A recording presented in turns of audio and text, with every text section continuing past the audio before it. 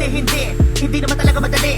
Kita mo nga ngayon, gustong gusto ko nang umuwi para makasama ko ang pamilya ko at mayakap na mahigpit. Kaso lang di pa tapos ang kontrata ko at masyado pang gipit. At ang anak ko na naiwan, di ko na nasusubaybayan. Ilang Pasko't bagong taon na din akong wala palagi dyan. Mga okasyon o kahit libing na mahal sa buhay, di agad nakakauwi para doon ay makiramay. Nung buwan sa loob ng isang taon ko lang sila kasama. Tapos may mga training pa na dapat ako'y nasa pamilya. Marami na nga ang mga nabaliw at tumalon kasi di kinaya. Ang lungkot at marami na rin ang mga na-hostage ng pirata. May mga lumubog na din at di na nakita ang bangkay. Mga nadisgrasya sa barko at di na nakasakay. Kaya paano naging madali yan ang tanong ko sa sambayanan? Hanggat di ka pa nakapagbarko ay wag mo kami nahusgahan.